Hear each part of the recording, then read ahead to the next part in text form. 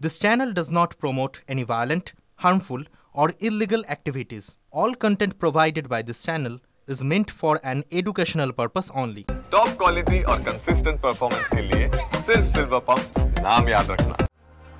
গত 2 মাস আগেই বেইজিং সফরে গিয়েছিলেন ভারতের বিদেশ সচিব বিক্রম মিশ্রি। দফায় দফায় চীনের আধিকারিকদের সঙ্গে চলেছিল বৈঠক। জানা যায় সেই বৈঠকেই উঠে এসেছিল করোনার পর থেকে বন্ধ হওয়া কৈলাস মানস সরোবর যাত্রা পুনরায় শুরুর কথা। প্রসঙ্গ উঠেছিল ভারত চীন সরাসরি বিমান যাত্রারও। ভারত বিদেশ সচিব জানিয়েছিলেন, দু দেশের মধ্যে এই বিমান পরিষেবা পুনরায় চালু করার প্রসঙ্গে কূটনৈতিক আবহ অনেকটাই ইতিবাচক। এবার দু দেশের বছর পুরনো অম্লমধুর সম্পর্কের মাঝেই সম্ভবত খুব শীঘ্রই শুরু হতে চলেছে সেই বিমান পরিষেবা। মঙ্গলবার এমনটাই ইঙ্গিত দিলেন কলকাতায় থাকা চীনের কূটনীতিক জু ওয়েই। তিনি জানান, করোনাকালে দু দেশের মধ্যে বন্ধ হওয়া সরাসরি বিমান পরিষেবা নিয়ে আলোচনা এখনও চলছে।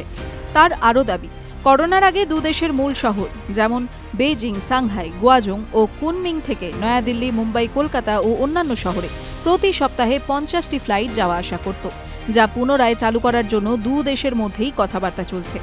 এরপরই ভারত চীনের দশক পুরনো সম্পর্কের কথা তুলে ধরে তিনি বলেন, আগামী 1 এপ্রিল চীন ও ভারতের মধ্যে কূটনৈতিক সম্পর্ক সূচনার 75তম বার্ষিকী পালন হতে চলেছে।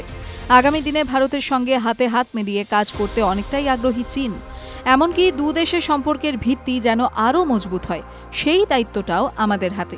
সূত্রের খবর, দু দেশের পুনরায় সরাসরি বিমান পরিষেবা চালু করার নেপথ্যে চীনের প্রত্যাশা, ভারত হয়তো তাদের দেশের নাগরিকদের জন্য ভিসা নীতিতে আগের তুলনা শিথিলতা আনবে, পাশাপাশি দু দেশের মধ্যে বাণিজ্য আরও বাড়াবে।